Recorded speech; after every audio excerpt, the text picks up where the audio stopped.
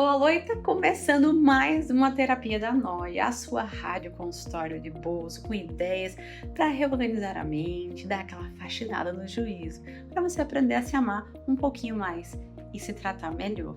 Então, se tu tiver cabeça, vem com a gente hoje, porque o assunto é demais. Já teve aquela vontade grande de descansar a mente e percebeu que todas as vezes que você tenta fazer isso, você não consegue? O tópico de hoje é descansar. Ele é diferente para cada pessoa. Sim, então muitas vezes aquilo que é passado como um descanso padrão, né? Sei lá, caminhar na natureza, não fazer nada, ir numa praia, pode não ser uma coisa assim tão legal para umas pessoas quanto é para outras. Isso acontece porque nós somos marcados pela nossa experiência da infância. Claro, a infância é esta danada que sempre aparece para determinar as coisas. E sim, gente, nós não podemos desconsiderar a história do lugar onde nós nascemos e onde fomos criados. Então não dá pra gente achar que a forma de descansar das pessoas vai ser parecida, porque cada um cresceu num ambiente muito peculiar. E aí para as pessoas, né, que foi criado dentro de um espaço, tem características de mais calma, tranquilidade, mais segurança, essas pessoas vão poder associar esse lugar confortável, tranquilo, realmente na vida adulta, a situações de descanso, né? Ela vai suportar, vamos dizer assim, mais tranquilamente a calmaria, o nada. Porém, para a maior parte dos brasileiros que cresceu ali em ambientes mais instáveis e inseguros, onde a gente pode perceber assim que as famílias tinham muita dificuldade de descansar a partir da calma, da tranquilidade. Não havia cômodo sem uma TV ligada, um rádio, uma pessoa entrando, alguém reclamando, né? Aquilo de ter muita gente ditando a dinâmica da casa, de repente aquela criança ali não conseguiu associar, certo? Que a tranquilidade era um espaço de descanso, porque não havia tranquilidade dentro dessa dinâmica dessa família especificamente. E perceber isso quando a gente é adulto não é difícil. Às vezes é difícil a gente entender a forma como nós descansamos. Então, descansar o corpo significa escolher sair do estado de vigilância, baixar a guarda. O relaxamento significa que a gente precisa confiar, né? E aí confiar que nada de ruim vai acontecer, que a gente tá seguro, que tá tudo em paz. E esse estado de vigília, ele não é só físico, tá? Mas ele é também mental. Se o tempo inteiro eu tô pensando coisas ruins que podem acontecer e eu preciso me prevenir das coisas que teoricamente podem acontecer, então significa que meu estado de vigília, ele pode até estar automatizado e eu nem tô percebendo. Então, para essa pessoa que está no estado de vigília constante, é muito mais difícil entrar em movimentos de descanso. Por quê? Porque não dá para relaxar quando você entende que um perigo é iminente. E se na história dessa família o perigo iminente é sempre o plano de fundo, fica difícil abrir mão do estado de vigília. Então, essa família não aprende a descansar, essa criança não aprende a descansar. E aí, como é que a gente pode fazer? Se nós precisamos tornar o estado de vigilância o estado mais importante para evitar instabilidade e acabou reforçando esse estado de hipervigilância porque, enfim, a realidade era instável. Porque esse estado de instabilidade gerou realmente um reforçamento para essa ideia de você estar sempre ali vigilante, evitando que coisas ruins possam acontecer. Então, por isso que o descanso é muito diferente para cada pessoa. Né? E a experiência traumática, quando a gente vivencia, né? Lembrando que traumas de desenvolvimento todos nós vamos ter, tá?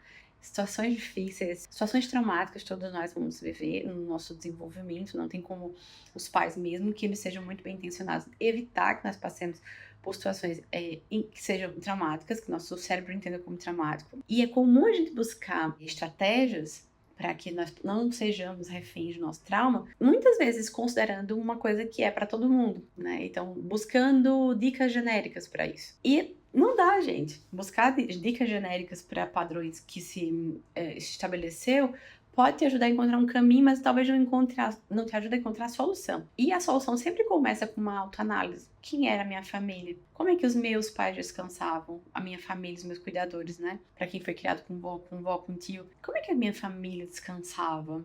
Como é que as pessoas viam o descanso? Também tem isso, porque tem muitas famílias que têm a crença, né, de que descansar é uma coisa para as pessoas que são fracas, que não trabalham.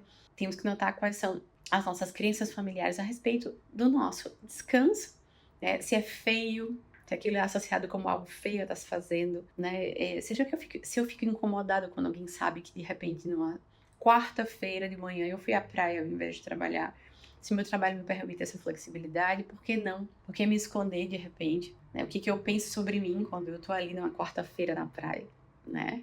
Então, para muitas pessoas, esse estado de se cansar ao extremo é muito comum. E elas buscam atividades de extrema intensidade que vai distrair ela do estado de hipervigilância. Então, veja como é diferente.